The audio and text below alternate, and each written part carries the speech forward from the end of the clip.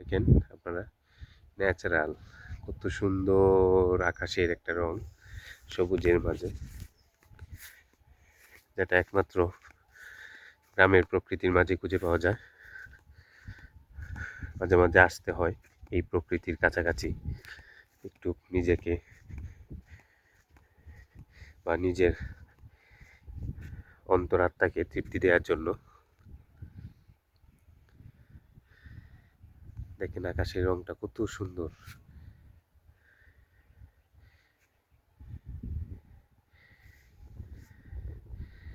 বর্ষাকাল কিন্তু পানি অনেকটা কম এবছর বর্ষাকালে।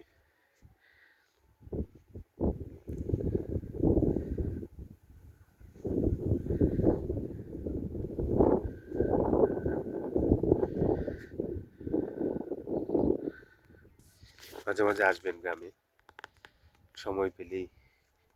আমাদের তো সবারই শিকড় এই গ্রামে।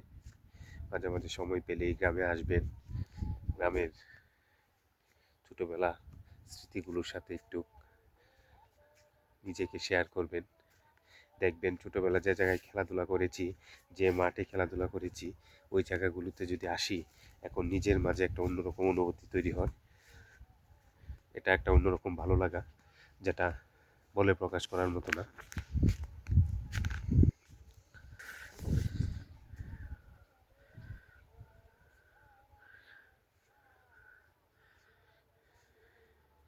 কারণ এই পল্লী গ্রামকে নিয়ে আমাদের এই গ্রামকে নিয়েই অনেক বিখ্যাত কবিরা, সাহিত্যিকরা বিখ্যাত কবিতা, সাহিত্য রচনা করেছেন, উপন্যাস রচনা করেছেন, যেগুলো আমরা এখন পড়ি বা আমাদের ভবিষ্যৎ প্রজন্মের জন্য এগুলো রেখে গেছেন, ওরাও পড়বে। হয়তো গ্রামগুলো এখন আগের প্রকৃতি থেকে ধীরে ধীরে আগের প্রকৃতিগুলো হারিয়ে যাচ্ছে আধুনিকতার ছোঁয়ায়।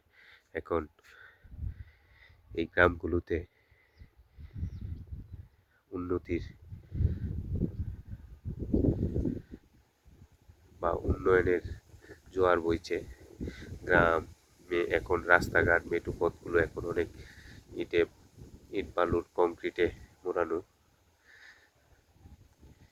আমাদের ছোটবেলা যেমন হারিকেনের আলোতে পড়াশোনা করতাম, এগুলো এখন পাওয়াই যায় না বললে চলে।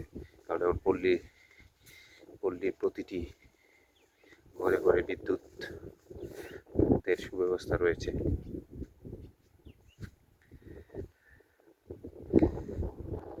একটু গ্রামের ন্যাচারালি প্রকৃতির সাথে আপনাদের সাথে একটু শেয়ার করলাম। ভালো থাকবেন, আল্লাহ হাফিজ।